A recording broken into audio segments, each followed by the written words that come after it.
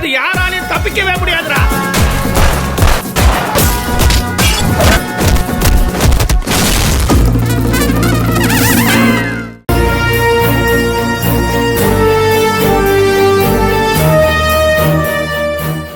Sir, என்னோட husband அழகு சுந்தரம் பேர்ல இருக்கிற எங்களோட வீட்டை இவரோட சித்தப்பா சக்திவேலும் சித்தப்பாவோட பையன் கதிர்வேலும் சேர்ந்து இவரோட கையெழுத்த ஃபோர்ஜரியா போட்டு அந்த வீட்டை அவங்க பேர்ல டாக்குமெண்ட் பண்ணி எங்களை ஏமாத்திட்டாங்க சார்.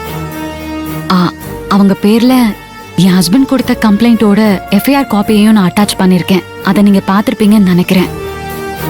இப்போ அவங்க 2 பேர் மேலேயும் கேஸ் ஃபைல் பண்ணணும்.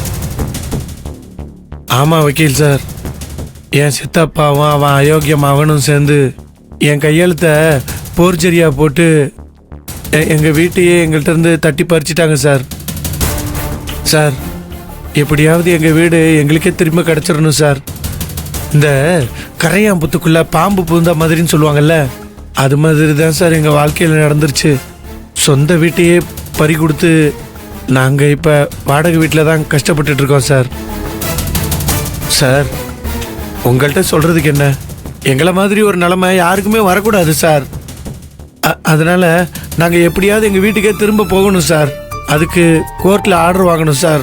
சார், நம்பிக்கை துரோகத்தினால ஏமாந்து போய் நிற்கிற எங்களுக்கு நீங்கள் தான் ஒரு நல்ல தீர்ப்பு வாங்கி கொடுக்கணும், நியாயம் கிடைக்கணும் சார். சார், இதை அப்பீல் பண்ணலாம்ல? டெஃபினட்டா பண்ணலாம் மேடம். இந்த மாதிரி ஃபோர்ஜரி கையெழுத்தெல்லாம் போட்டு டாக்குமெண்ட் கேஸ்லாம் நிறைய வருது மேடம்.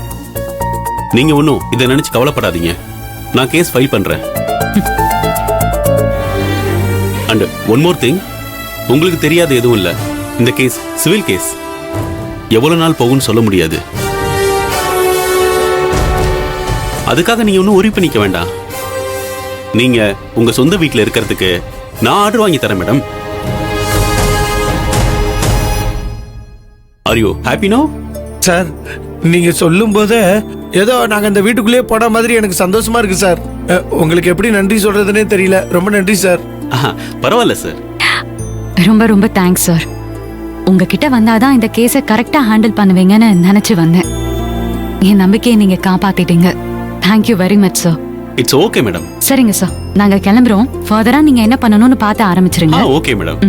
வாங்க. நன்றி சார். வரோம்.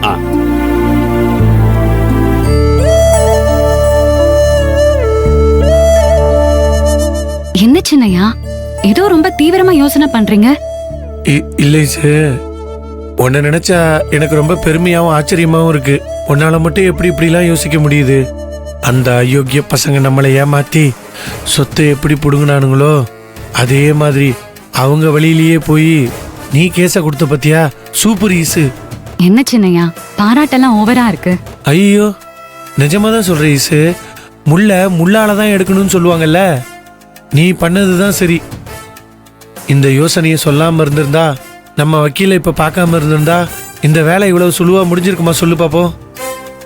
ஈசு, இந்த வக்கீல் சார் சொல்றதெல்லாம் பார்த்தா நம்ம சீக்கிரமாவே அம்மாவை பெரிய வீட்டு கூட்டிட்டு போயிருவோன்னு தோணுது. அந்த நம்பிக்கை என் மனசுல உறுதியா வந்துருச்சு ஈசு. சின்னையா, உங்க நம்பிக்கை நிச்சயமா பலிக்கும். நீங்க நினைச்சதெல்லாம் நடக்கும். கவலைப்படாம இருங்க. அத்தைய சீக்கிரமா நம்ம பெரிய வீட்டுக்கு கூட்டிட்டு போயிடலாம். சரி ஈசு. சரி, வாங்க கிளம்பலாம்.